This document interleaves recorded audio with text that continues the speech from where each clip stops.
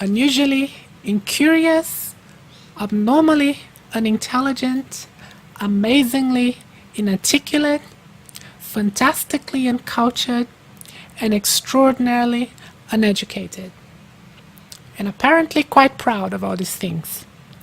This is how the late Christopher Hitchens described President George W. Bush. But the same description would be pretty accurate for President Donald J. Trump as well. But they are not enough, I think, to describe President Trump. President Trump is not merely an uneducated and uncultured troglodyte. He's much worse than that. When you look at his history, when you read the books published under his name, not that he wrote any, when you look at his at interviews and his behavior on TV shows and so on, you get the impression of a real mean-spirited thug. You get the impression of a self-centered and self-righteous paranoid, a pathological liar who should be nowhere near the presidency of the United States. And Americans were very unfortunate in the last election. There are few people in America that shouldn't be nowhere near the presidency, and Americans were asked to choose between two of them. And I always joke that if I was American, well, I would not have voted at all, but if I was forced to vote, if I had a gun pointed at my head and I had to choose between Donald Trump and Hillary Clinton, maybe I would have chosen Trump, because that's how much I distrust Hillary Clinton, to put it nicely. But I would have been wrong. I think if I had chosen Donald Trump, I would have been wrong. Because of all her flaws, and of all of President George W. Bush's flaws, and nobody misses him, he was a terrible president. But he never openly challenged fundamental values of America. He never openly expressed disdain and contempt for American allies, for institutions, international institutions that are central for American foreign policy, like NATO and the WTO. And if you doubt that they are central to American policy, you can simply see NATO expansion after the end of the Cold War. You can see how much the US spends on the United Nations.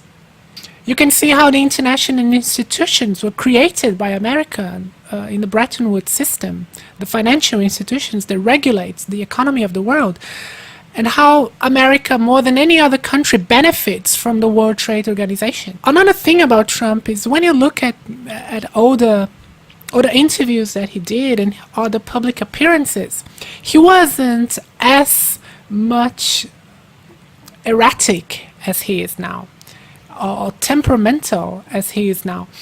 And maybe there is also a little bit of senility going on there. For example, what he did regarding the Syrian war, and I'm not even questioning the decision of withdrawing troops from Syria. It's simply the manner how he went on about it.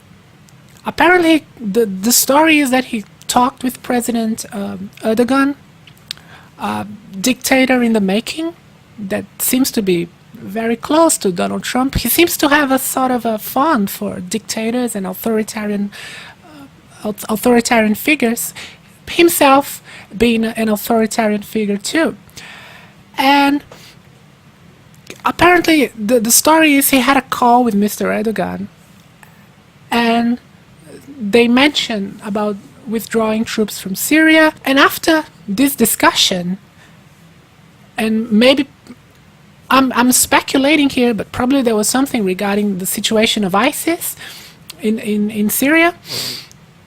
Trump tweeted that ISIS was defeated and that America was withdrawing. He did so without consulting his allies, without consulting his NATO allies, and his allies that are fighting with America in the Middle East or are dependent of America in that region, like Australian troops that are in Iraq and depend on American support. He didn't even consult his Pentagon. He didn't even consult his Secretary of Defense, who resigned after the tweet. He sent tweets without realizing that everything that he puts out on the internet is official policy. He's the president. And that's when I say senility might be having a play here. He seems not to understand the gravity of his actions, of his tweets. It's official when the president puts it out. And now when it goes on about his picket fence, completely ignoring the system of checks and balances, which is exactly what I say about him being a thug, an authoritarian thug, and one of the last people that you want to give power to.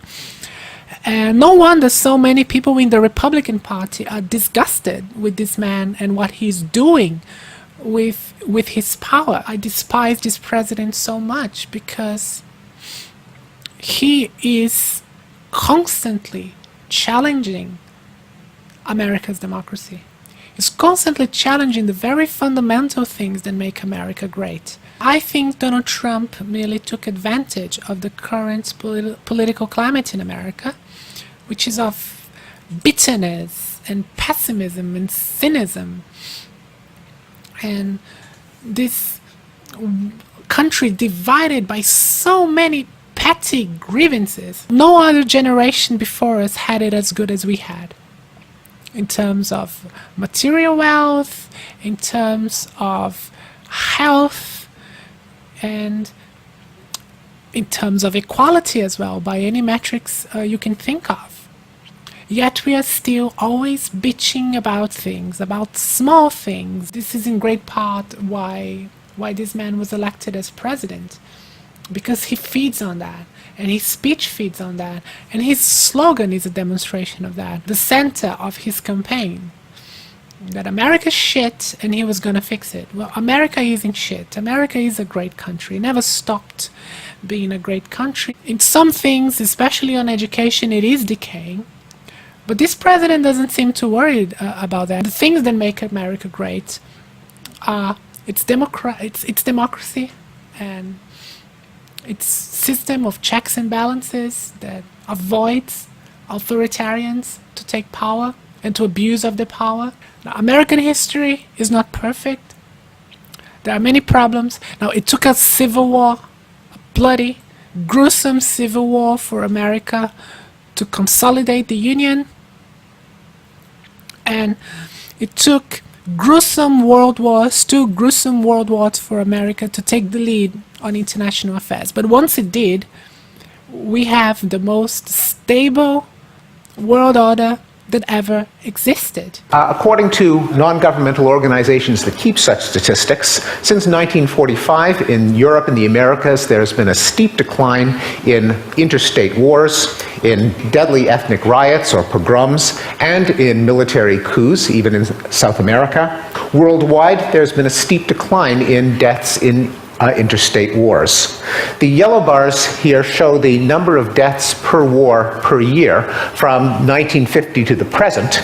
And as you can see, the death rate goes down from 65,000 deaths per conflict per year in the 1950s to less than 2,000 deaths per conflict per year in this decade, as horrific as it is. The world will owe that to America, and America owes it to its allies. America wouldn't have done this if it wasn't for its allies. There is a mutual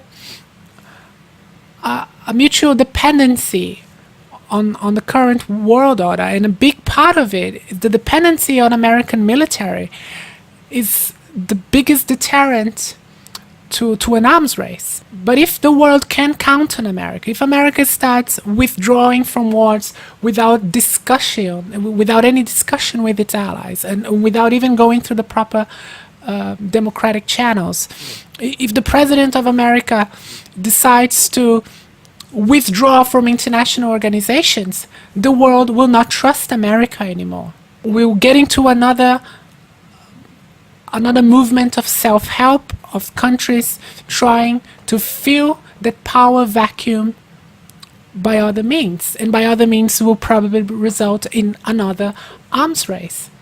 Now that's the last thing the world needs. How can the President of America say he doesn't really care much about nuclear proliferation?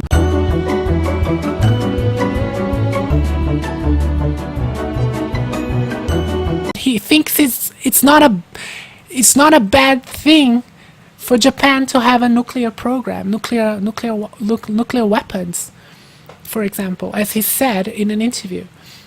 How is that conceivable? That is one of the worst possible scenarios. The last thing you want is a nuclear arms race between China and Japan, for example. But I don't want to join the choir of cynics and pessimists here. I don't think Trump's election is the end of something. Trump's legacy is that multiculturalism and democracy is dead. And that the system is completely corrupted. Because I actually don't believe that. And I try to be optimistic about the future and realistic about the present. And I think it's not only Trump's election that is the problem, but the fact that Trump and Hillary were the two candidates. I think nobody in their right mind believes that these two people were the most qualified and competent people to run for president 3 years ago. The problem is within the parties, and I think the problem is also as well within the pre-election process.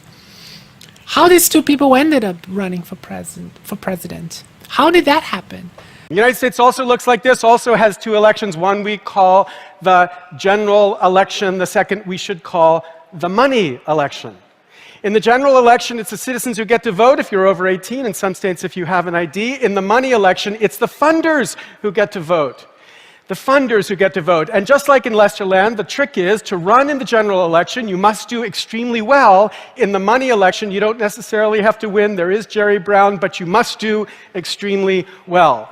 Well, here are the numbers from 2010. 0.26% of America gave $200 or more to any federal candidate. 0.05% gave the maximum amount to any federal candidate. 0.01%, the 1% of the 1%, gave $10,000 or more to federal candidates. And in this election cycle, my favorite statistic is 0.000042%. For those of you doing the numbers, you know that's 132 Americans gave 60% of the super PAC money spent in the cycle we have just seen ending. If you remember the bitterness of the pre-election campaign of both Democrats and Republicans, it was extremely mean-spirited.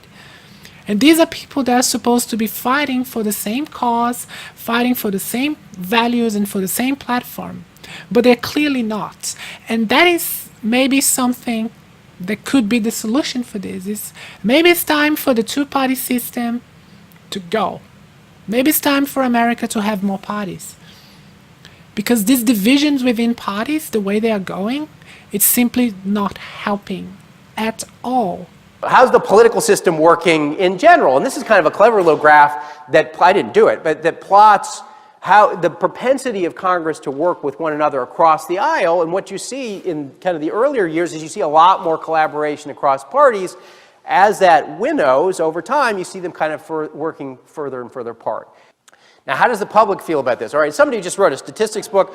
I'm not going to put a lot of weight behind this statistical poll, but nonetheless, when the public was asked to do head-to-head comparisons, you have to, which of these two is more favorable? Congress loses to head lice, they lose to the colonoscopy, they lose to root canal, they lose to Nickelback, and they lose to substantially to used car salesmen. I did look at the data before I put this up. The only entity that Congress beats is Donald Trump, head to head. The country is not as polarized as the members of Congress. That's the other key theme here. If we were as polarized as Congress, then we'd have a real problem, because then it's just the country can't reconcile itself. Then it's kind of 1854 kinds of problems. But the good news or the bad news, depending on how you look at it here, is that there is still a broad American middle in the electorate. The bad news is Congress doesn't reflect that. Morality binds and blinds. when you are united with your team to fight evil, you can't think straight. And this doesn't really help for democracy. It doesn't really help for people to feel motivated or enchanted by these political parties. On the contrary, what you see is Americans completely disenchanted with politics. Not with politics, they're extremely political, but disenchanted with government and with the two parties. Nobody trusts politicians anymore, not only in America, that is a problem that seems to be going everywhere, but this pessimism is in great part because of this completely disconnection politicians and political parties have with the political reality of the country and with the needs of the people. Well, thank you for staying with me until the end. If you like this video, please share it with your friends, with your enemies, and especially with the people you think will hate it. And if you like my content, please subscribe to my channel. That would be greatly appreciated. And I've been Sarah Michel. Once again, thank you for watching, and I'll see you next time. Cheers.